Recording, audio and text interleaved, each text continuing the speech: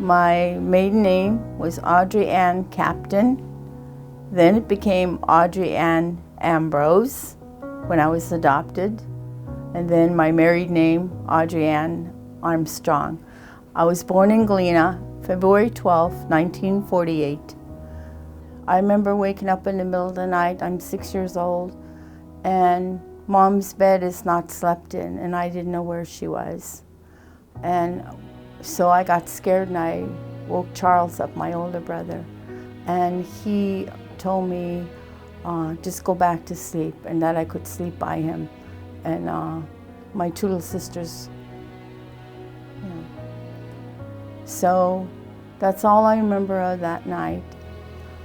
Mom never came home and went to find out they had drowned that night in the evening. My Uncle Billy Captain took us to Ruby, but because he was a single person, they said that the four of us kids could not live with him anymore. It broke his heart when they took us. So then that's when we were taken to Fairbanks. And back then my brother was 11, I was 6, my sister was 4, and my baby sister was 6 months old. One family wanted to take me, another family wanted to take my sister, because back then, who could take in 4 little mouths? You know, who could take in 4 children? But I'm thankful to my older brother, Charles. He told them that you are never going to separate me and my sisters. So wherever we go, whatever home we go as a family. We were put in a children's home for 2.5 years. I had a rough time here in Fairbanks, away from our culture, away from our people. So I was always motion sickness because of all the fumes and everything. I wasn't used to that. And it was really hard for me to get over that. And you go so far down, deep depression. It's very hard.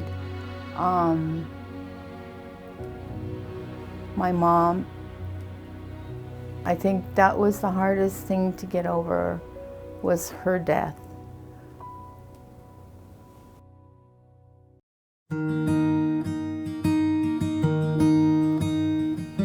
After we were in the children's home for a year, a beautiful family here in Fairbanks, a white couple, the Stubblefields, they took us into their home with their 2 children. And we lived with them before. My awesome mom, Rose Ambrose Atla, and Harry Ambrose from Nolado, adopted us into Nolado when I was 8.5.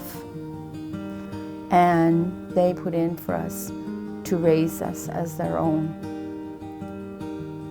Mom and Dad were very, very hard workers. As you know, my mom, Rose Ambrose, has never smoked or drank in her life. She brought us up with good morals, her and Dad, and hard work. That's all we knew as kids, was hard work. So now, my mom and Dad, who never had any children, have now 5 children. I was the oldest girl, so I had to take care of the little ones. I had to cook. I had to do the dishes, and then I had to wash the clothes on old-time washboards.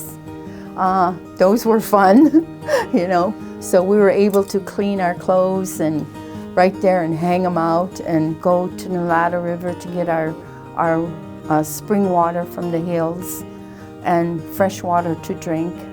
And then we had to go get wood. As kids, we had to go cut and bring, you know, we had to subsist, and we had to go out and do all these things. The fishing season and hunting season was really poor. So it was a very hard year for us.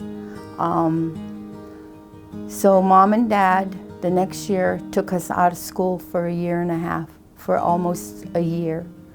And we lived in the Caillou Mountains for a year.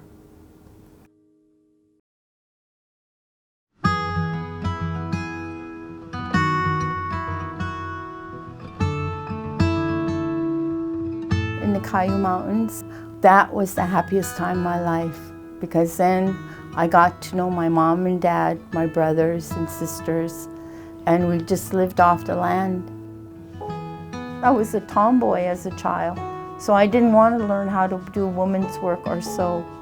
And my mom, anytime she told me to sew our darn socks or sew anything, I'd pout, and then she'd kick me out and she goes, "I don't want to see your pouty face." So then I'd be just happy-go-lucky outside with my brother and my dad, hauling wood and chopping wood and cooking for the dogs and doing all boys things, men things. We had about 25 husky dogs. We had to put up a lot of fish. So every summer we went to fish camp, 7 miles above Nulato, that our grandpa George Atla Sr. willed us. And my dad was one of the best fish wheel makers. And I would go down and help my mom brine the fish, help her brine the fish for salmon strips, and then carry the buckets up to the smokehouse so the boys would hang them up for us. So we were busy non-stop from the time we got up till we went to bed. And in the evening, my brother and I would go across from our camp and go duck hunting and geese hunting at night. Because it's light out all the time, you know, so you got so much to do. My dad went trapping in the winter, and this is kind of cute because my dad told us, whatever muskrats you trap and clean yourself and stretch them on the stretcher, muskrat skins, when we go back to the village, whatever money you get for it, and back then it was 2 bits, you guys can have your money. So I thought I was going to become a rich little girl. So my mom and dad always told us, you never go out of the camp ever by yourself because of the bears, because of the animals. One day everybody was so busy, so nobody could go with me to my muskrat traps. So I decided to do it myself. And I went back, and sure enough, I caught my own hand. And I had to pull the trap out and run back all the way to camp. I was bleeding and everything. And my mom and dad really scolded me and told me that, you know, that's why we have these rules, that you listen to us. And I have a scar right here on my wrist where I got caught with my muskrat trap. But I never became rich with my muskrats. But anyway, it was fun.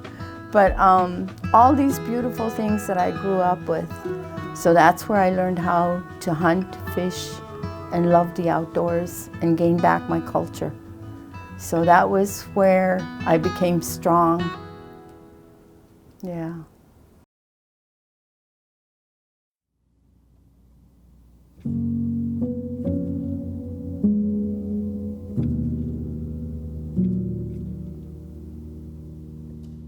When we came back to the village in Nulato, where I went to the Catholic school, the Catholic mission school, so I was behind. So instead of being in 3rd grade, they moved me back to 2nd. I remember being just humiliated as a little girl because I was supposed to start going into the bigger kids' school. You know, it's like it's a one house building, but still there's, you know, the bigger kids, the little kids. And I caught up, run, Dick, run, see Jane, run, see Spot, run. I was thinking about how they taught us as kids, you know, the route memory of learning and everything, and it hit me just funny, like, I remember that when I was in grade school. But I did 7th and 8th grade in 1 year. And back then, of course, we didn't have any high school in our villages. And my mom, being a strict Catholic, wanted us to go to a Catholic high school. So I went to Copper Valley High School, the boarding school down at Galena. We had to fly here to Fairbanks, and then a school bus came and got us to take us to Copper Valley. So a lot of us kids back in those days, we were from very poor families. They didn't have money to keep sending us back and forth during the holidays, so we never got to go home. But going to Copper Valley gave me an awesome education. I was Bernadette in the Song of Bernadette in a play. I did chorus and drawing. I love drawing. I love doing portraits and animal pictures. So those were some of my fun things I did outside the classroom. Yeah, I have big bouffant hairdo. But you know how you're back there, yeah. I was so excited back then because I'm not only living with students from all different cultures in Alaska, but we also had 3 students from Kenya, Africa. And to learn their culture and everything and be part of it. And we all had to work hard, you know, academically. And yes, we had to do our chores. All of us had chores to do at one time or another. So it wasn't just a boarding school where you just did academic. You learned to share and work with each other. So that's what I really got out of my education there.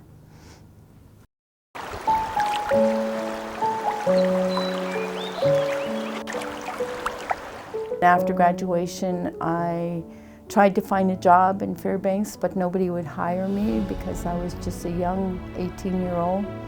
Thank God I found a couple that took me in and had me working for her at the Northward Flower Shop in that building. The A-Guards, her husband was in the Air Force, and they took me in that whole summer. And then her husband looked at me and said, "I think you're way too smart to not go to college." He said, "I'm going to take you to Bureau of Indian Affairs." And that's how he got me started going to the University of Alaska, Fairbanks here. I was majoring in elementary ed with art minor, and halfway through college, I left. I fell in love. Back then, our dorm had just started being co-eds at the Scarlin Hall in Moore Hall, and I was on the 8th floor, and him and his dad and his brother were on the 5th floor. So the top 7th and 8th floor were women's dorm, and then the bottom part was the men's floor. And so I was coming down the elevator, and there he was. But I didn't know it. I didn't know him. And he saw me, and then he started doing a talk, and then that's how we met. And his parents have been teachers all over Alaska, Armstrongs. They were teachers in Galena. And so in 1971, I taught the 5th grade in Naknek, and that's where I got married. Then we moved to Anchorage when I was pregnant with my first baby, my first child. I think it was 5 months after I had her, I applied for a job at the Alaska Native Medical Center, and then I worked there for 35 years.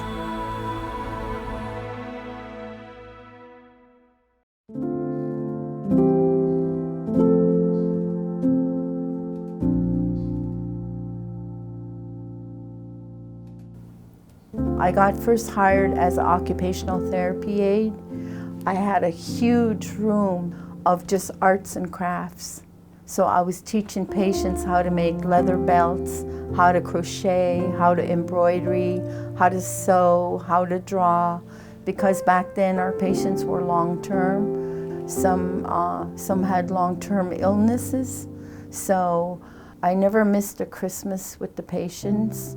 So I organized in Doyon, TCC, and Siri, Chugach, Alaska. All the corporations donated toward my program, which I'm so happy, because then I was able to go out with some of my Santa helpers, go shopping, And then we'd have a Christmas wrapping party with volunteers. And then on Christmas Day, my husband was Santa, and with our little kids, we'd go around and bring presents to each and every patient that was there for the holidays.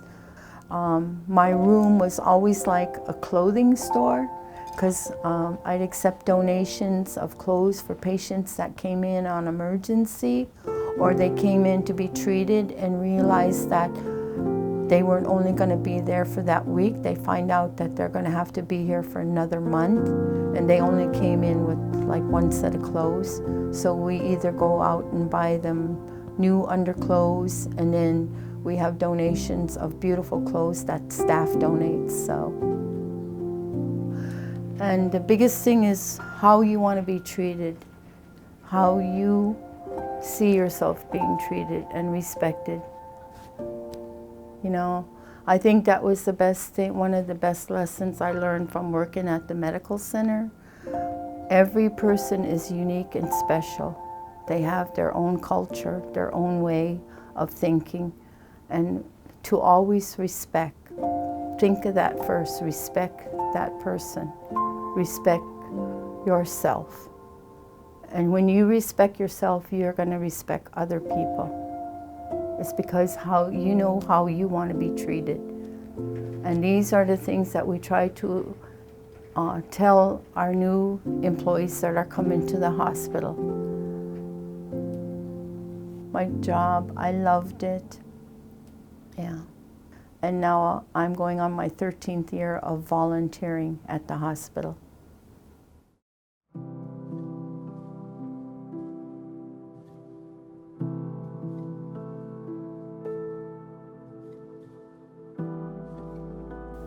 I think the challenges, we've all faced them, death and dying. After losing my mother at such a young age, and my first husband passed away in 2011. I lost my youngest daughter. She was killed in a car wreck. And I think that was the hardest thing to get over, was her death. And probably like a lot of people, you go into depression, deep depression. You go so far down. But I've always prayed, and my faith has always helped me come back up. And in life, you'll always have that plateau. You'll always be way up here, and then all of a sudden you're going halfway down, or you hit bottom. And then you're just wondering what life's about. So I think for me, you know, to have my faith and have my mom bring us up so strong, I believe in my heart that anywhere I go, everywhere I go, the Spirit is with me. I can pray anywhere, in the wilderness especially, and I feel at peace. That's, to me, my church, is when I'm out fishing, hunting, and observing the wilderness and nature itself. Yeah. My new husband, Scott, we've been together, and we got married in 2015. He's the most awesome person because he takes me fishing all the time. He's the one that taught me how to use a fly rod and fly fish. He was the best fisherman for like 30 years, and now he just has his knife out ready to fillet the fish and just let me stand in the water, because I don't know, I guess because I share my fish a lot, and like that we're taught from very young in our culture to share with other families when they're having a hard time.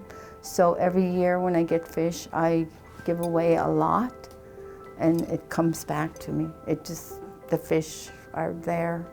So I'm very blessed. I'm very blessed to get my fish.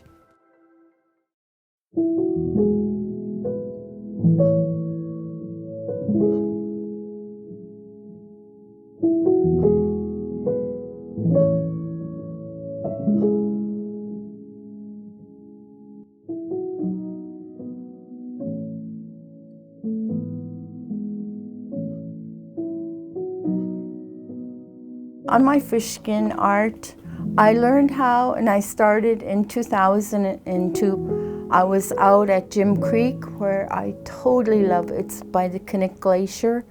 Silver salmon. Every fall I go there and fly fish. It's so beautiful. And it was kind of overcast when I first started.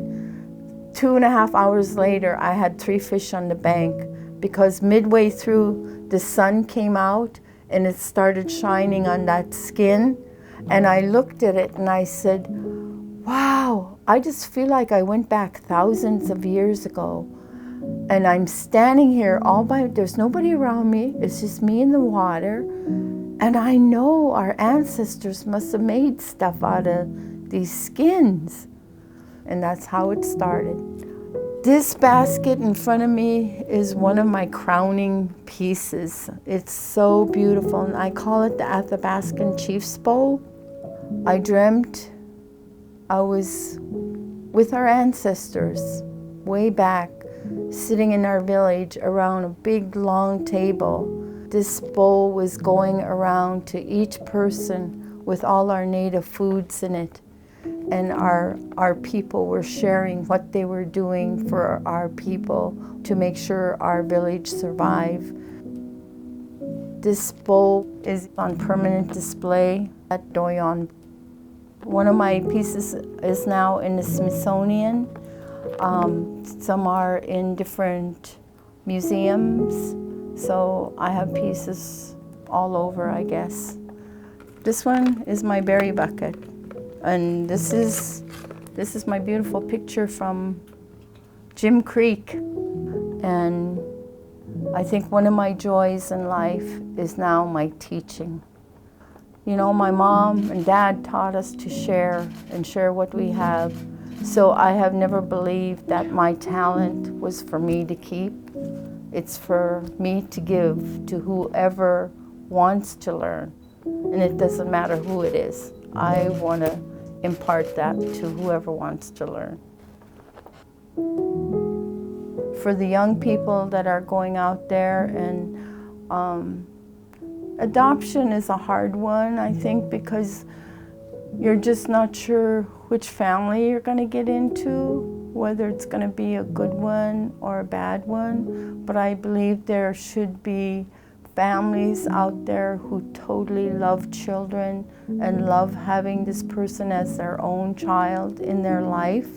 So I know I was adopted into the most awesome home ever. You know, I owe my mom and dad, my mom Rose Ambrose and Harry Ambrose, my life to who I am today.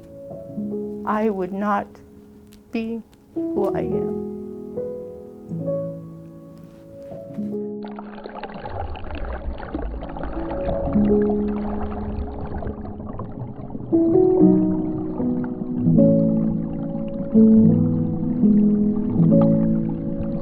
Thank you.